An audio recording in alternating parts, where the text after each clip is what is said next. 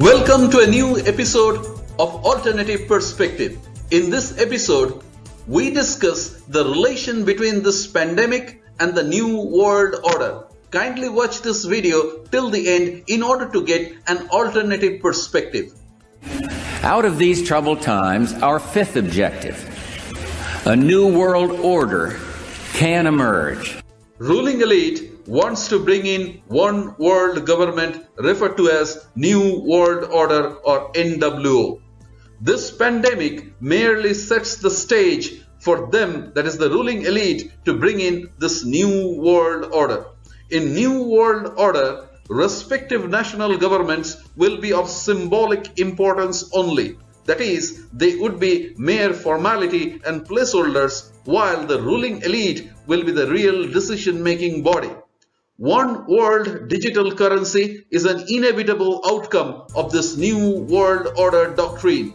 New World Order is the other name of the enslavement of the masses to be enacted through the involvement of these puppet national governments and nothing else. In order to implement New World Order, ruling elite drafted the Agenda 21 Accord, that is the agenda for the 21st century.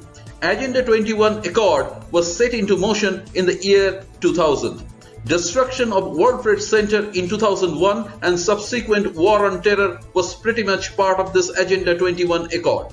Agenda 21 since then has been converted into or merged into Agenda 2030, that is Agenda for the year 2030. Population control is one of the main agenda of Agenda 21 or for that matter Agenda 2030 Accord. Let's understand their agenda, that is the agenda of the ruling elites. Their long-term agenda is to create a Jews and crypto-Jews only world, and that is something which they want to achieve by the end of this current century. So what do I mean by crypto-Jews? Crypto-Jews are basically a bunch of Jews who actually practice Judaism under the guise of some other religion, for that matter mainly Christianity, although there are crypto-Jews among Muslim community, also among Hindu community as well. However, they have several short-term agenda or short-term milestones. They want to abolish nation states and bring in one world government by the year 2030. This is something which I refer to as New World Order. In this setup, national governments who participate in this New World Order would be of symbolic importance only, while the ruling elites would actually govern from the top. They would be the real decision-making body. Next point is that they want to gradually depopulate the world, and this has already started, starting last year, that is 2020. They want to enslave the rest of the humanity, that is the non-Jews or Gentile population of the globe, by the year 2050 through the implementation of one world digital currency, which would be linked with the biometric surveillance grid or the population control grid. And Bill Gates is the foremost proponent of this population control grid. Like I said before, one of the short-term goals of the ruling elite is to bring in a new world order. However, there is a problem here. Not all nations would be willing to join this new world order cabal. Not all governments are spineless. For example, Russian Federation under President Vladimir Putin won't join this new world order, and Russian Federation has made it absolutely clear that they are not going to join this new world order nonsense. What about China? Well, China has a tacit support towards this new world order. However, China's support is purely from an ideological point of view, and in reality, China too doesn't support this new world order. China under Xi Jinping wants to continue its global and regional hegemony. They do not want to squander this. Hence, China has started to bargain hard on this. China, however, supports one world digital currency only if it is digital yuan, else not. There are several other nations who do not want to join this nonsense called New World Order.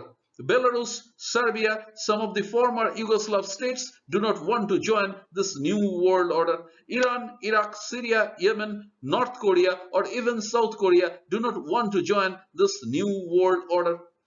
Vietnam, Mongolia, several African and South American states do not want to join this new world order. Turkey, however, is a curious case. Turkish government under Recep Tayyip Erdogan wants to use this time as an opportunity to revive its glorious days of Ottoman Turk Empire.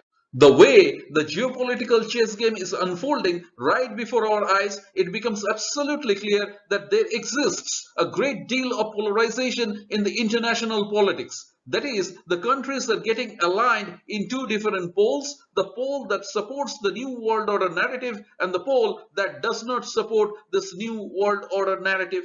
From the year 2000 onwards, ruling elites started to put their puppet governments in resource-rich second and third world countries. This gathered momentum year 2010 onwards. This was done by orchestrating anti-corruption movements in these countries such as India and Brazil.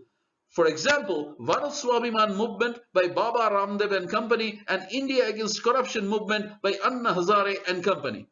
Through this shrewd maneuver, they made these traditional anti-Western countries their own allies, and these countries are resource-rich. However, these ruling elites actually expect some kind of uprising in these countries. Let me tell you that the farmers' protest in India is just another example of this kind of uprising.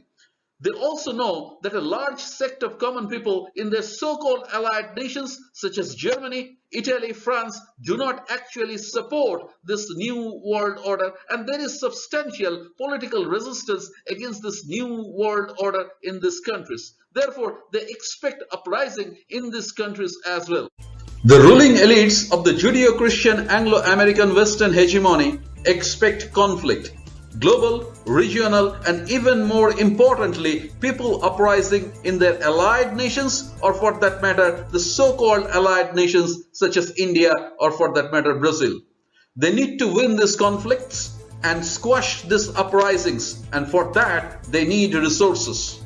They want to depopulate these resource-rich second and third world nations so that they can actually reserve a fair share of the resources of these countries for their own benefit. Otherwise, the population in these countries would demand its own resources by asking better livings, jobs, better food, better housing, and better medication. Well, you must be wondering what I'm really talking about. You must be willing to know what is my rationale or logic behind what I've stated just now. Well, this has actually happened in past, and this is going to happen again in future. That's how it is really unfolding.